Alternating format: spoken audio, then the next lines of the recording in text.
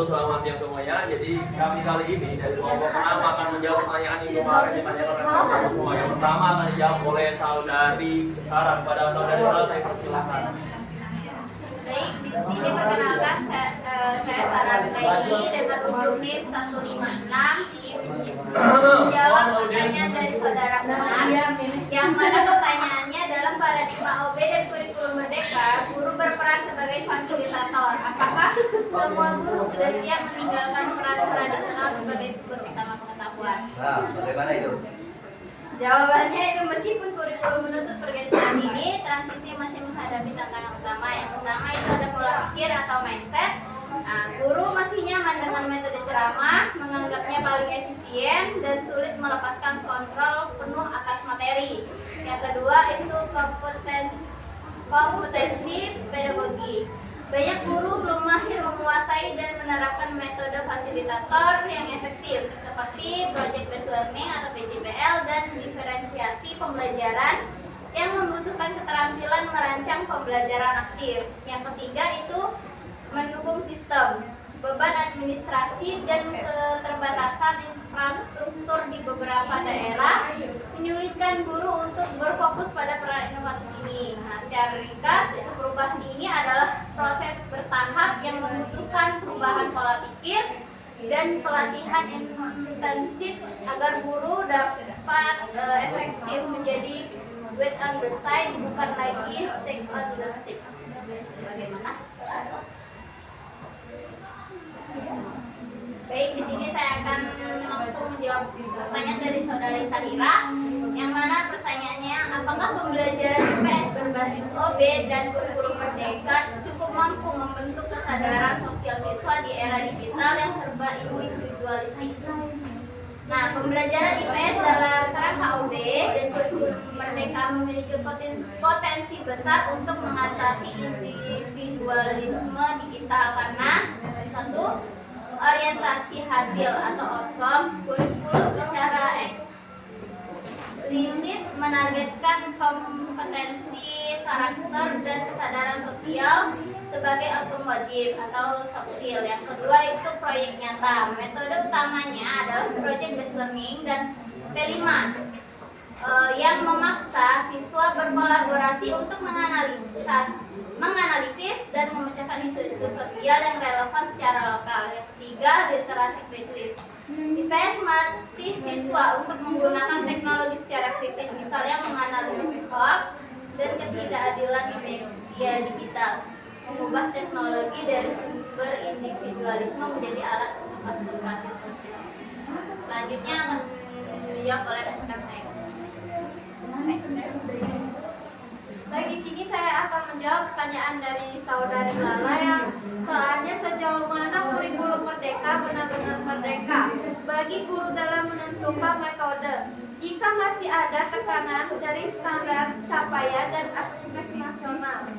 Jawabannya yaitu guru merdeka dalam aspek bagaimana, yaitu penentuan alur bebas merancang alur tujuan pembelajaran atau disebut juga ATP dari capaian pembelajaran CP sesuai kebutuhan siswa dan konteks lokal. Pemilihan metode yaitu bisa bebas memilih dan mengimplementasikan metode inovatif atau PJBL diferensiasi yang paling aktif. Ada juga asesmen formatif, bebas merancang asesmen selama proses pembelajaran sebagai alat umpan balik dan perbaikan. Batasan dan tekanan eksternal berfungsi sebagai kontrol kualitas capaian pembelajaran atau disebut juga CP. Guru wajib memastikan siswa mencapai kompetensi minimal yang ditetapkan oleh CP, menjadikannya tujuan akhir yang tidak bisa dinegosiasikan. Asesmen nasional atau disebut juga AN. AN menilai kualitas sistem sekolah, literasi, numerasi, dan lingkungan belajar.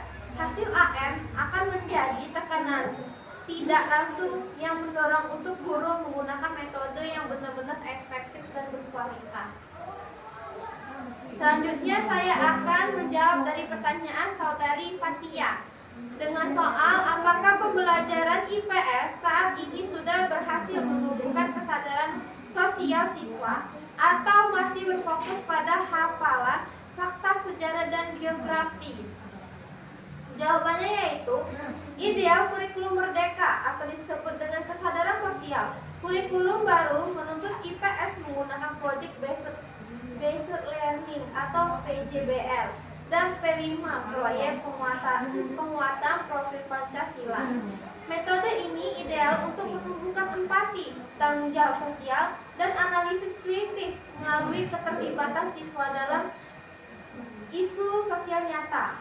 Realitas praktik atau hafalan fakta, meskipun ada upaya keberhasilan, belum merata karena satu, warisan metode lama. Banyak guru masih nyaman dengan metode ceramah yang efisien untuk menuntaskan materi faktual. Yang kedua itu ada asesmen tradisional. Teks sumatif internal sekolah sering masih didominasi oleh pertanyaan faktual secara tidak langsung mendorong siswa untuk tetap menghafal daripada menganalisis isu sosial.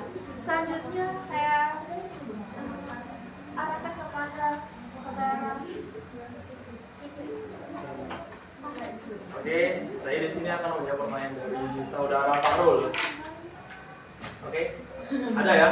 Alhamdulillah.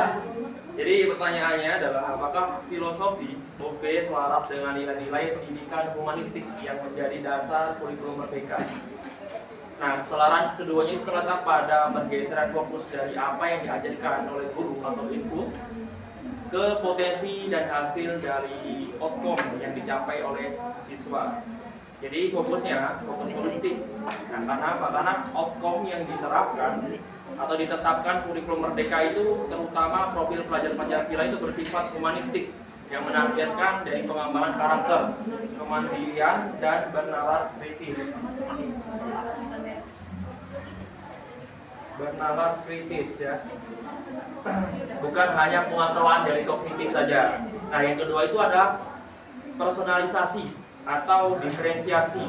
Nah, OB ini mendukung dari fleksibilitas dari alur belajar dan diferensiasi. Nah, pendekatan ini sangat humanistik karena mengakui bahwa setiap siswa adalah individu unik dengan kecepatan dan gaya belajar yang berbeda. Nah, serta memberikan kesempatan yang adil bagi siswa-siswi untuk mencapai dari penguasaan kompetensi atau materi. Yang ketiga itu siswa sebagai subjek ya. Karena keduanya itu menempatkan siswa sebagai subjek aktif yang bertanggung jawab atas proses belajarnya yang mendukung kemandirian dan aktualisasi diri. Mungkin itu saja yang dapat kami jawab dari kelompok 6. Sebelumnya kami mohon maaf apabila banyak kesalahan, kurang dan lebih saya mohon ampun kepada Allah. Kami akhiri, wassalamualaikum warahmatullahi wabarakatuh. Waalaikumsalam warahmatullahi wabarakatuh.